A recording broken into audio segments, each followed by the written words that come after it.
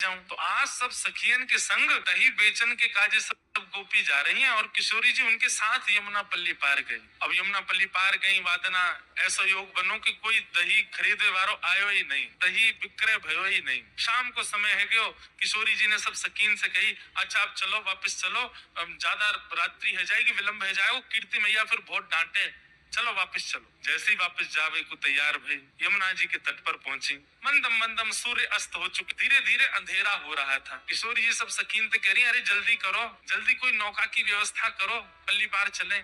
श्यामाजू आप विराजो, हम देखें कोई नौका मिले तो आपको बताएंगी। सखियां सब ऊपर चढ़ चढ़ करके और महाराज यमुना के तट पर देखें, पर दूर दूर तक कोई नौका दिखाई नहीं दी। हे श्यामाजू आज तो श्री यमुना जी ने हमारी परीक्षा ले ली है, दूर दूर तक एक भी नौका नहीं है और न ही कोई नौका चलावे वारो दिख रहा है। हे श्यामाजू कहा करें, अरे ऐसे मत करो, कीर्त मैया बहुत डांटेगे। अरे पिताजी बड़े व्याकुल है रहे होंगे, मुझको जल्दी पहुंचना है घर, मैं काई को आ गई तुम लोगन के संग, आज नए आती तो ठीक रहतो। अरे जब जमुना पल्ली पार जानो तो मैं क्यों आई, वहीं के वहीं रही आती। बेचारे पिताजी ढूंढ रहे होंगे, चिंता कर रहे होंगे कहाँ चली गई श्यामा।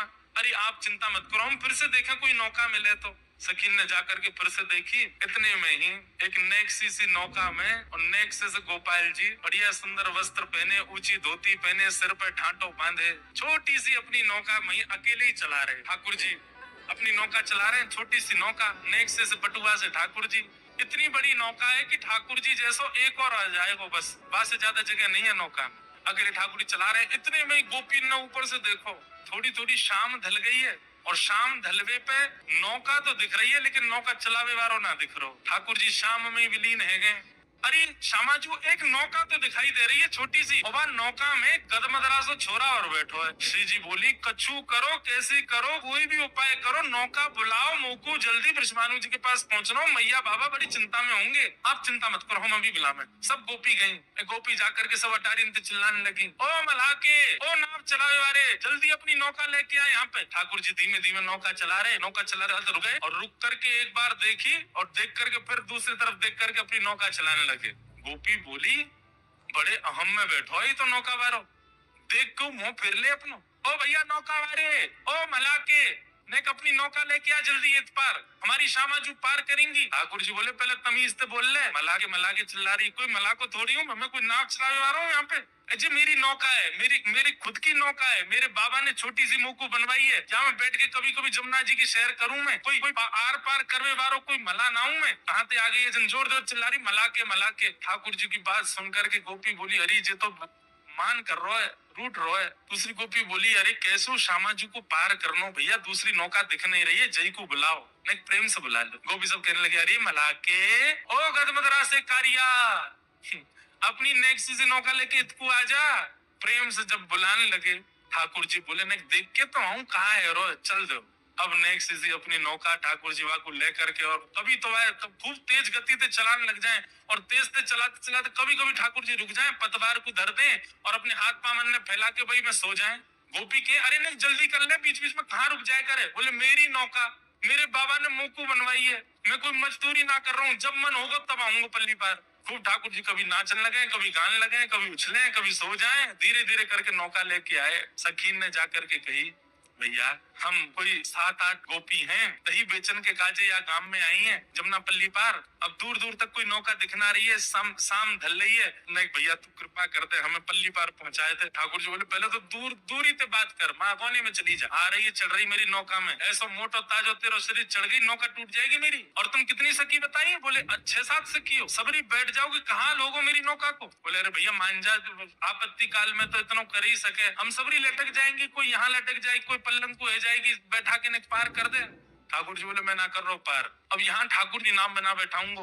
और जैसे ठाकुर जी अपने नाम में बैठ के जान लगे, सबरी नाम पकड़ ले, अरे तेरे हाथ पाम जोड़े भैया मत जावे। इतने में किशोरी जी ने मन में विचार किया, इतनी देर है गई, ये कहाँ बातचीत चल रही है, चल के तो देखूं तो हमारी टीले के पीछे से श्री जी अब चढ़ करके आ रही है वहां की तरफ। और जैसे ही किशोरी जी पधारी, लड़ते झगड़ते ठाकुर जी ने एक दृष्टि से नेक श्री जी को देखो, श्री जी को देखते ही ठाकुर जी की ना हाँ में परिवर्तित होने लगी। भैया तेरे हाथ पाम जोड़ रहे, बाहर कर दे। अच्छा ठीक है कर तो दूंगा, लेकिन पहले मोकू सबरी सखी आके दिखाओ तुम्हारो शरीर कैसो है। और तुम्हारो कहीं वजन ज्यादा भयो तो मैं ना बैठाऊंगा अपनी नाव में, मेरी बाबा ने बनवाई है मेरे काज नाव, ऐसे थोड़ी सबन को बैठा लूंगा। सब सखियां आई और किशोरी जी तो वहीं पीछे खड़ी है, वो स्वामिनी है, वो अपनो अपनो थोड़ी बतावेंगे कि मेरो अंग प्रत्यंग मेरो शरीर कैसा। सब सखी आकर के कह रही है ठाकुर जी सबन को देखे, तू तो बहुत मोटी है, कौन है जातो है ना, तू तो डूब के जाइयो। और सुन, तू पल्ली पार जग करेगी का, तू डूब ही जाए हमें, इतना भारी शरीर लेके डोल रही है, ब्रजमंडल पे श्रम दे रही है, चल पलंग को है जा। दूसरी को भी आई, बोले बड़ी बूढ़ी है गई, अब तेरे बाट निहार रहे हैं वहां पे, शमशान चली जा, तू तो यहीं से सीधी कहा करेगी पार जाके। सब गोपीन को ठाकुर जी रिजेक्ट करते जा रहे हैं और श्री जी वहीं खड़े। ठाकुर जी बोले पहले तो दूर दूरी से बात कर, माँ कोने में चली जा, आ रही है चढ़ रही मेरी नौका में, ऐसा मोटा ताजो तेरा शरीर चढ़ गई, नौका टूट जाएगी मेरी। और तुम कितनी सखी बताई? बोले 6-7 सखी हो, सबरी बैठ जाओगे, कहाँ लोगो मेरी नौका को। बोले अरे भैया मान जा, आपत्ति काल में तो इतना कर ही सके, हम सबरी लटक जाएंगे, कोई यहाँ लटक जाएगी, कोई पल्लंग को है जाएगी, बैठा के पार कर दे। ठाकुर जी बोले मैं ना कर रहा हूँ पार, अब यहाँ ठाकुर जी नाम बना बैठाऊंगा। और जैसे ठाकुर जी अपने नाम में बैठ के जान लगे, सबरी नाम पकड़ने आ रही, अरे तेरे हाथ पांव जोड़े भैया मत जावे। इतने में किशोरी जी ने मन में विचार किया, इतनी देर है गई, ये कहाँ बातचीत चल रही है, चल के तो देखूं। तो हमारी टीले के पीछे से श्री जी अब चढ़ करके आ रही है वहां की तरफ, और जैसे ही टीले के ऊपर किशोरी जी पधारी, लड़ते झगड़ते ठाकुर जी ने एक दृष्टि से नेक श्री जी को देखो। श्री जी को देखते ही ठाकुर जी की ना हाँ में परिवर्तित होने लगी। भैया तेरे हाथ पांव जोड़ रहे, बाहर कर दे। अच्छा अच्छा अच्छा ठीक है कर तो दूंगा, लेकिन पहले मोको सबरी सखी आके दिखाओ तुम्हारो शरीर कैसा है, और तुम्हारो कहीं वजन ज्यादा भयो तो मैं ना बैठाऊंगा अपनी नाव में, मेरी बाबा ने बनवाई है मेरे काज नाव, ऐसे थोड़ी सबन को बैठा लूंगा। सब सखियां आई और किशोरी जी तो वहीं पीछे खड़ी है, वो स्वामिनी है, वो अपनो अपनो थोड़ी बतावेंगे कि मेरो अंग प्रत्यंग मेरो शरीर कैसा। सब सखी आकर के कह रही है ठाकुर जी सबन को देखे, तू तो बहुत मोटी है, कौन है जातो है ना, तू तो डूब के जाइयो। और सुन, तू पल्ली पार जग करेगी का, तू डूब ही जाए हमें, इतना भारी शरीर लेके डोल रही है, ब्रजमंडल पे श्रम दे रही है, चल पलंग को है जा। दूसरी को भी आई, बोले बड़ी बूढ़ी है गई, अब तेरे बाट निहार रहे हैं वहां पे, शमशान चली जा, तू तो यहीं से सीधी कहा करेगी पार। सब गोपीन को ठाकुर जी रिजेक्ट करते जा रहे हैं और श्री जी वहीं खड़ी है अभी ऊपर वहां मिट्टी के टीले पे। और ठाकुर जी ने सब सकीन से कह दी, बोले ना पार ना है सको, तुम लोगों ने ना बैठाऊं, मेरी मेरी नौका में इतना बल ही ना है, तू मेरो भार भी बहुत मुश्किल से संभाले। कोमल सो बड़ो बड़ो कोमल सो, बड़ो सहज सो, बड़ो निर्मल सो, बिल्कुल जैसे पंख को वजन रहे ना, ऐसे वजन वाली कोई बैठे तो बैठ जाए आप, और कोई ना बैठ सके। तभी ठाकुर जी ने श्री जी की ओर देखो और श्री जी की ओर देख के बोली, वो कौन खड़ी है ऊपर? ललिता विशाखा बोली, नजरे नीचे कर ले, मामत देखियो, हमें तो तू बड़ा बता रहा, मोटी धाम धुल्लो सी और जन काका कह रहा हम ते, उन पे दृष्टि मत डाल लियो, नहीं तो यहाँ कछुआन ने खवा जाएंगी तो हम। अच्छा मोए लगे तुम सबन की स्वामिनी जई दिख है। बोले हाँ हमारी स्वामिनी है। तो सुन, तू भी यहीं बैठी रहो, अपनी स्वामी जी को यहीं बैठाती रहे, मैं तो जा। जैसे ठाकुर जी जान लगे, ललिता विशाखा दौड़ी, अरे ना तू तो बुरो मान जाए लाला, बुरो काय को मानना है, अरे हम तो इतने प्रार्थना ही तो कर रही है, तू नहीं मानोगे, देख दूर दूर तक कौन अबला नारी को ऐसी रात्रि में कौन छोड़े। ठाकुर जी बोले मैं भी तो अबला पुरुष हूँ, मैं हूँ तो अकेलो ढूंढ लो, मेरे अम्मा बाबा मेरी बात निहार रहे हैं घर पे, ऐसे तो ना रहूंगा मैं, तो मैं हूँ जा रहा हूँ मेरे घर। बोले देखो एक ही बात है, बैठेगी तो केवल वो ही बैठेगी और कोई ना बैठेगा, या नौका में और कोई को ना बैठाऊंगा। ललिता विशाखा एक दूसरे को मुख देखने लगी। सब सखी बोली कहा करें? बोले किशोरी जी के पास चलो।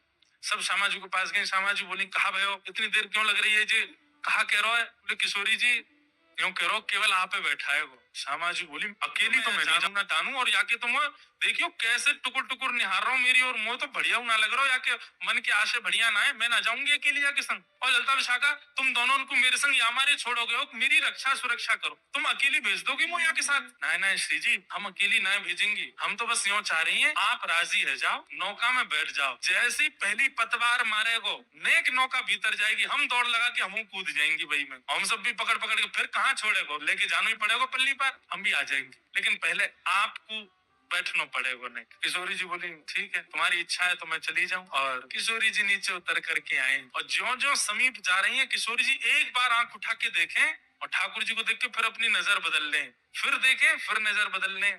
किशोरी जी समीप पहुंची। ठाकुर जी बोले क्यों नजर हटना रही ना मोते, कहा बताऊं ऐसा मलूक हूँ मैं, जो देख ले मुँह देखते ही रह जाए। ललिता विशाखा बोली तू सुन, तू बात न मत बनावे, बस जा काम को आ भाई कर दे, हमारी शीजू को बैठा नौका में पार कर दे पल्लंग को। ठाकुर जी बोले पहले एक काम होएगा। बोले अब कहा होएगा?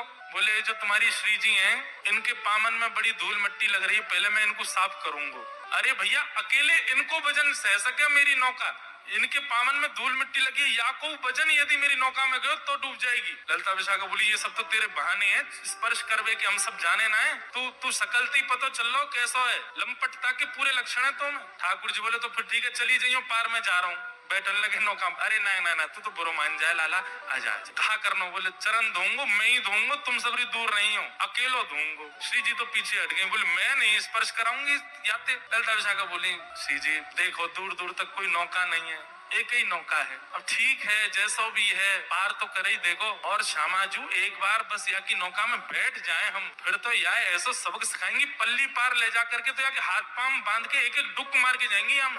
तुम चिंता मत करिए, बिल्कुल एक बार पाम धुलवाए लो। श्री जी आके खड़ी है गई। ठाकुर जी ने सुंदर एक स्थान नियुक्त किया, गड्ढा करके वहां में श्री जी को एक चरण भर दियो। जमुना जल भर के ला रहे हैं और अपने हाथन से ठाकुर जी श्री जी के चरण स्पर्श करके धो रहे हैं। किशोरी जी अपने आप को संभाल रही है। ललिता विशाखा ने किशोरी जी को ऐसे अपनो कंधा देवे आमे, ठाकुर जी के दूर कोई स्पर्श मत करियो, मैं अभी चरण धो रहा हूँ। और चरण धोते समय यदि कोई और ने इनको स्पर्श किया तो ऐसा मानो जाएगा कि मैंने वाक के चरण भी स्पर्श किए का, और तुम सबन के स्पर्श नहीं करूंगा, तुम स्पर्श के योग्य नहीं हो, मैं तो इन्हीं के करूंगा, या मेरे दूर रहो। श्री जी बोली अरे बाबड़े मैं गिर जाऊंगी फिर क्या करेगो? ठाकुर जी मन मुस्काए बोले अरे आप भी बोलना जानो का, इतनी देर है गई बोले ही नहीं रही हो, चलो स्वर तो निकलो, डूब जाएगी नहीं तो। किशोरी जी विराज गए, ठाकुर जी बैठ गए। अब किशोरी जी कहाँ है? ठाकुर जी की तरफ कमर करके बैठी है, मतलब नौका के दो छोड़ हूँ मैं, एक छोड़ में तो चलावे वालों बैठे और एक छोड़ में यात्री बैठे, और तो किशोरी जी दूसरे छोड़ में बैठी है और दूसरी छोड़ में भी पल्ली तरफ मुंह करके बैठी है। किशोरी जी बैठ गए।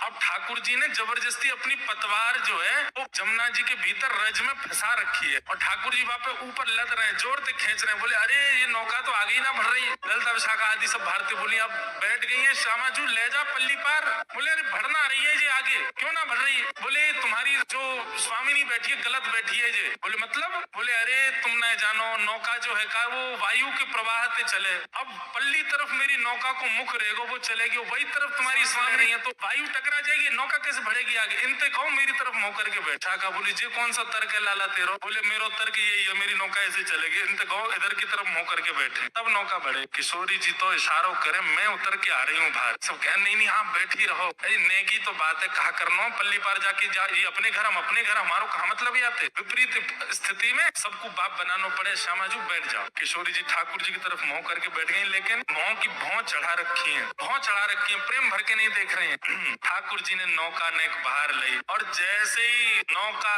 जमुना जी में पहुंची इतने में तो सब सखीन ने धावो बोल दियो, दौड़ करके गई, कोई कहीं थे कोई कहीं तो, और सबरी चढ़ गई मामा नौका में। जाकू जहाँ जगह मिली वहीं सबरी चढ़ के आई तो ठाकुर जी गोद में जाके बैठ गए। ठाकुर जी बोले दारी तुम मैं ऐसी लात मारूंगा गिरोगी जाके जमुना जी में, कैसे चढ़ गई मेरी नौका डूब जाएगी? बोले नहीं डूब रही। अब सुन अब बीच में पहुंच गए हम, डूबी तो वे ले चलेंगी संग में, अब चुपचाप हमें पार करा दे पल्लन को।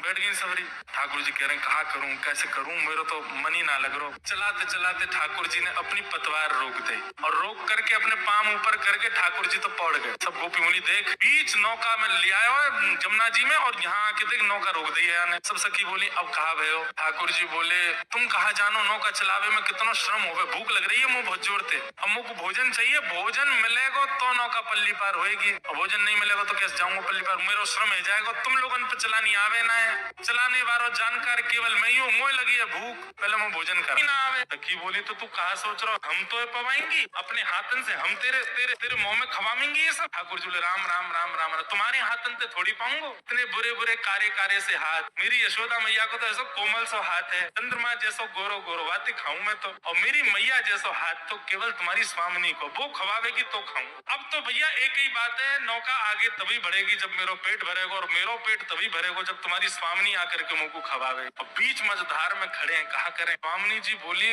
मेरी तरफ देखियो भी मत ललिता विशाखा, तुम्हारी 3 बात मान ली मैं अब नहीं मानूंगी। अरे कौन है पता ना, मैं जानू ना तानू, या अपने हाथ क्यों खवाऊं मैं? पर जावे मुझे ब्याह करो, नहीं तो पल्ली पार नहीं उतारूंगा, तो तुम यूं कह दोगी झूठों को ब्याह कर लो श्यामाजू, पल्ली पार तो छोड़ ही देगो। सब सखियां मनोहार कर रही हैं। ठाकुर जी बैठ गए मुंह खोल के, आओ पवाओ, यही दियो सब है, इधर उधर मत लगाए दियो, कोमल से हाथ है, दांतन ते बचाए लियो कहीं काट। किशोरी जी हाथ ते अपने ते सामग्री ले रही हैं, और किशोरी जी के नेत्र ऐसे आकर्षित हो जाती जी कह रही है ऐसी स्थिति तो केवल श्याम सुंदर को देख करके होवे जी, कौन है? या से मेरी दृष्टि हट क्यों नहीं पा रही है। किशोरी जी पवाते पवाते नेक ओष्ठ से ऊपर नासिका, जैसे ठाकुर जी के नेत्रन में देखो है, आकर्षित कर रहे हैं। और वहां में भी मंद मंद मुस्कुराते हुए ठाकुर जी श्यामाजू को देख रहे हैं।